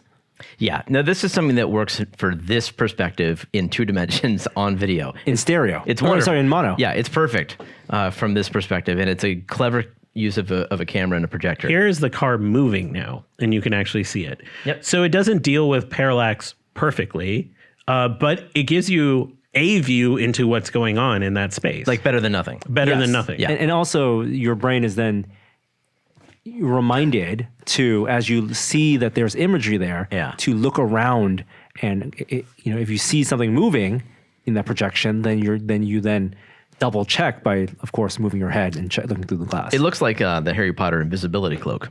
Right. Well, this was developed by Elena Glasser, who's a 14-year-old girl who won a science fair competition by designing this. And I thought this was really cool little piece of tech. Me too. They used off-the-shelf stuff to visualize a space that we typically can't. I mean, it's not easy to do that mapping, too. No. And like the mapping of the geometry is pretty perfect. All right. Or you can better design the A-pillars in cars so that it's porous. Structurally, you design something that's strong enough, but still has.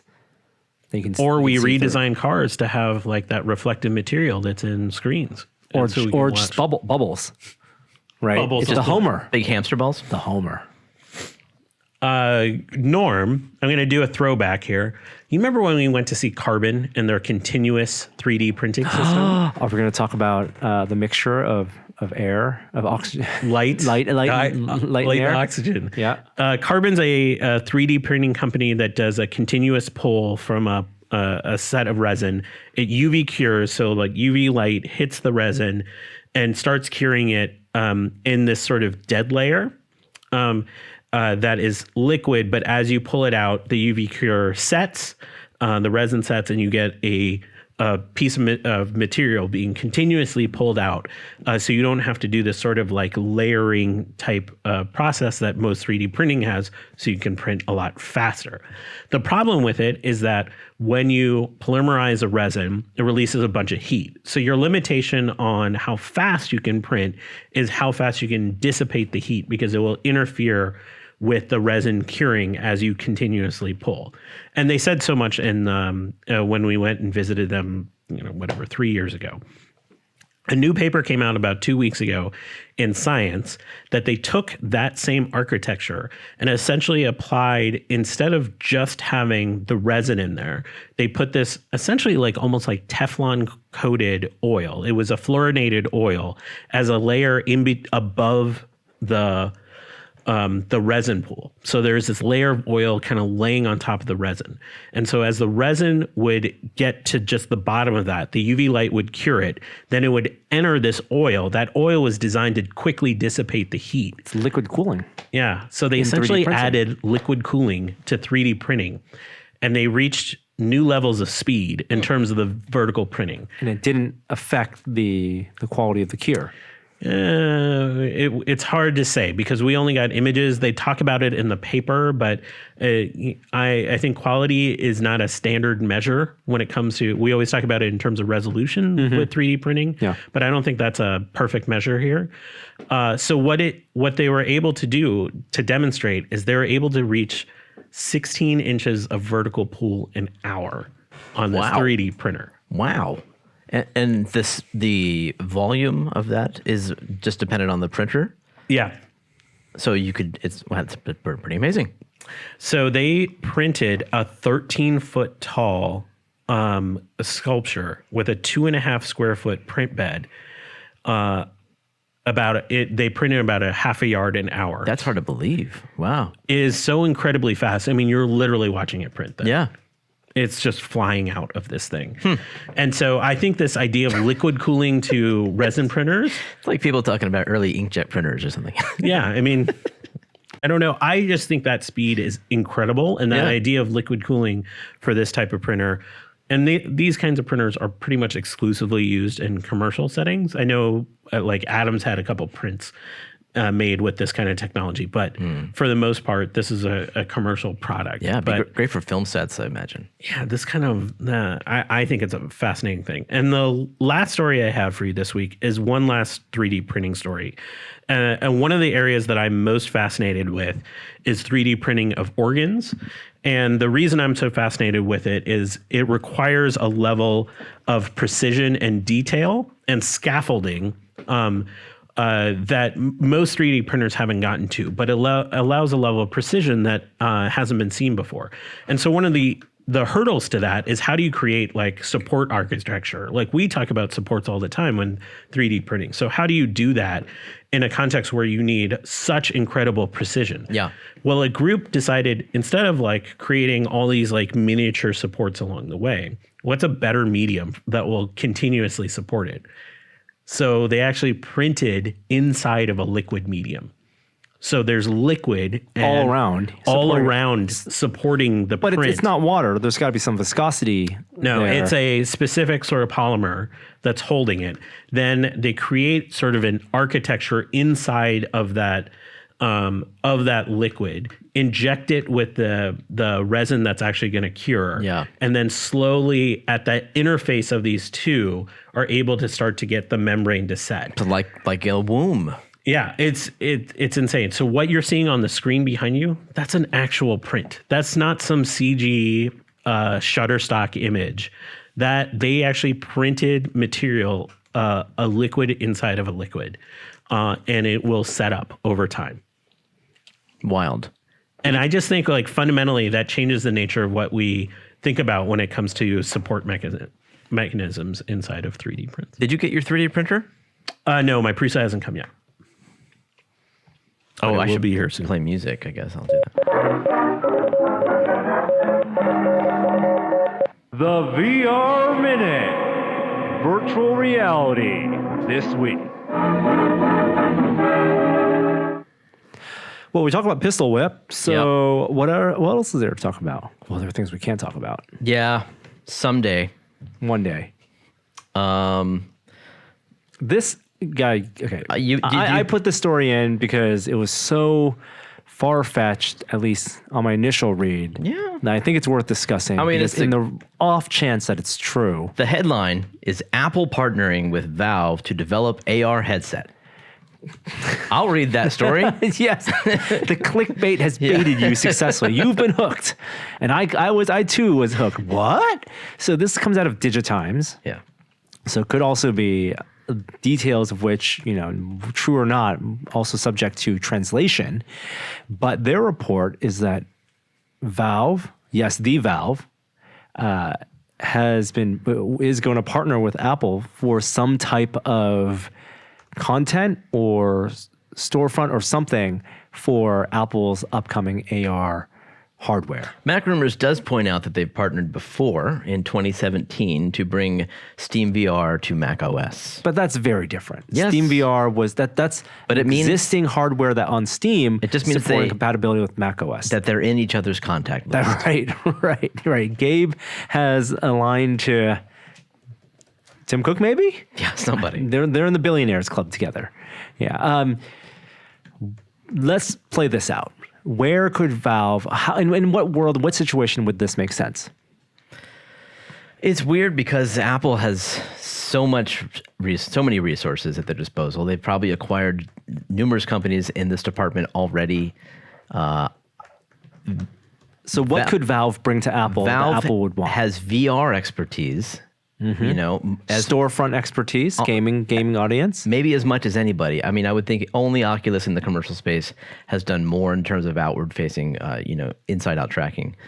But Valve is great at that. What they haven't done is we have not seen any kind of AR move from them or interest in it because it doesn't serve Steam. It doesn't serve their needs. So I don't know.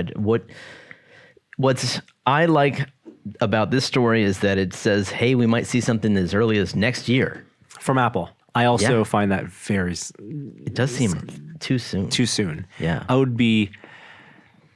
I'm not confident in where AR tech now, from what we've seen, that if Apple were to put something out based on the tech we've seen, waveguides, and the field of view limitations there, based on what we've seen out of HoloLens and even Magic Leap. You're talking about the display tech, and I totally agree with you. I don't think Apple could put out AR glasses next year unless they have some display tech that is going to really be a tremendous breakthrough in AR tech that would satisfy their need for a new product to actually create a new market. The big advantage mainstream market they have is they have a computer in everybody's pocket.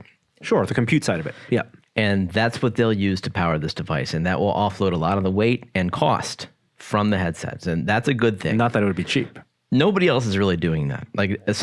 We've seen other Magic Leap does it, but you buy the system from them. That's true. But you're right. It's a computer puck that you wear on your waist.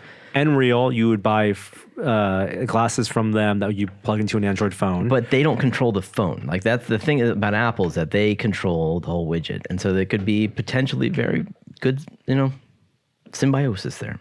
I mean, also you're talking about the bandwidth that's in Lightning right now, a Lightning cable. You're thinking it's gonna be wired. I mean, I don't know if it is. It could be just battery powered, just AirPlayed. And your AirPlay? You're talking about AirPlay protocol for AR? Why not? Why not? Everyone Have you used AirPlay? I've done Steam VR over virtual desktop, and the latency is pretty slow. But we're talking about AR here. Latency you can get away with it because you get a lot of the benefits. You see the real world. Exactly. So much of this doesn't sound right. Right. I wonder what that display tech's going to be. That Tim Cook thinks is going to reach mass market potential. I don't know what that is. I bet internally at Apple, they're struggling with it. Yeah. I bet the decision is they might have something that they're happy with now, but may not be impactful in a meaningful way on the Apple scale, because they can't put a new category of hardware product out there and satisfy customers, investors, without it being at least as successful as the Apple Watch, which out the gate for a $330 device, was the best smartwatch in existence, or the best selling smartwatch, but was not anywhere near iPad or iPhone. And I don't imagine them making a product that people are supposed to wear as often as they wear a VR headset.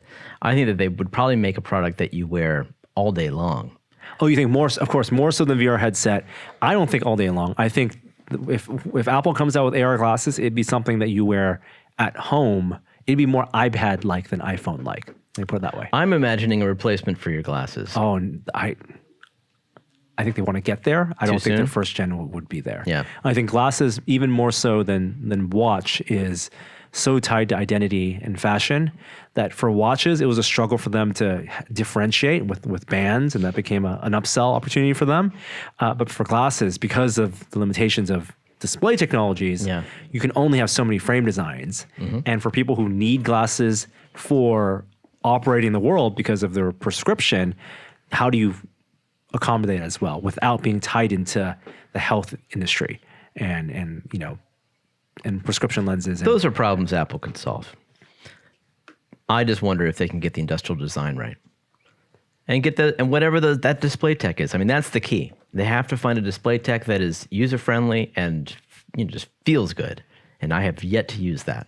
And I still don't see how this would tie into Valve. I have no idea. They don't need Valve. And nothing from Valve indicates that they are interested in AR for Steam. Yeah. Nope. They let Jerry Ellsworth go. Right. Go make the AR. And take her tech. Yep. And so it's really maybe a content. Oh, the one thing I'll say is that good AR, whenever we get good AR, as we've said, good AR encompasses VR. Mm-hmm. And so maybe one of the selling points for Apple, I'm trying to put this round peg in a square hole here. Maybe Apple wants a storefront for VR, which Steam VR would be a big storefront existing, and they're not going to get Oculus, so that when Apple puts out the AR glasses, you have a VR mode that you can play VR games. Oh, in there. God. That feels the least Apple thing ever. It doesn't seem like a good experience. I'm trying to make this story work. Yeah. I don't know. Thanks, Digitimes. Don't blame them. There's a new Void coming out. A new Void experience. Yeah. I've been impressed by how frequently they've been able to create new things, even though, they just came out with a Marvel one where you are participating in MCU. I think it's a limited release, only in certain of the Void locations. The only thing I wish is the locations would rotate the content more, because it's usually locked into one or two IP for like a month or two, if not longer. I wonder if they get a kit right from home base. If the fabrication out of Void HQ sends out, this is the Wreck-It Ralph kit and this is the Ghostbusters kit, and then the employees then turn it over, much like a local repertoire theater would turn over the stage for a new production or limited run of a certain production. because then you get people coming back. Because Given that the aesthetics of that stage can be as much as like blank 2x4s. right, it just needs to be the physical placement and whatever the person is interacting with, like physically touching. I would like to think that they have grand plans on making that modular change much more rapid. Oh, yeah, like the turnover. Yeah. Yeah. But you still don't want to be turning over like midday, right? It's not going to be No, Star Wars in the no, morning, Wreck-It sure. Ralph in the evening. So what is this new Void experience? Jumanji. So there's Another movie tie-in. I've never seen any Jumanji film. What? Yeah, isn't that weird? I love Robin Williams. And Well, he only made the one. isn't that the one to see? That's the one to see. Hey, the Jack Black, Karen Gillan one isn't bad. It's not bad. Is that Yeah, right? it's not bad. Well, they made a sequel, so it can't be that bad. So It certainly made a bunch of money. the next movie is called I forget what it's called, like Back in the Game. I don't know. Next level. It's Jumanji, the next one with Jack Black and The Rock, and they are making a Void for it. And it's interesting to me that you can hire the Void to make a promo for your movie. I mean, That's great. they have the locations, Yeah. I would think that they'd want to be in the movie theaters, though. which there's spaces which the other companies own partly, or there's investment from movie theaters, like they are, but they don't have nearly as many locations as the Void. That's why I think you're seeing the Void show up in shopping malls, because there's also movie theaters at those shopping malls they're showing up in. And theme parks, places where people Yeah. expect and spend money, Vegas, and they're very smart about where they've put these locations. I would just think that more theaters would be doing it. Like there's an arcade in Daly City. I'd say get rid of the arcade and put a Void in there, even if it's just one group at a time. Is that it for the VR news? I don't know. You have another story in there. Is it not worth discussing? What I got? New. Oh yeah, no, not worth discussion. Okay. Nope. Stay tuned for VR, in terms of VR. Stay tuned for our coverage of Pistol Whip and the videos I shot when I was over at Cloudhead Games. And I guess that's all we can say right now. Okay. Yeah. Do we have an outro this week? Yeah, we do. Ooh, did you guys play his last week's one? We did. Skywalker? Okay, I missed it. I should listen to your podcast. Here we go. Hi there, I didn't see you.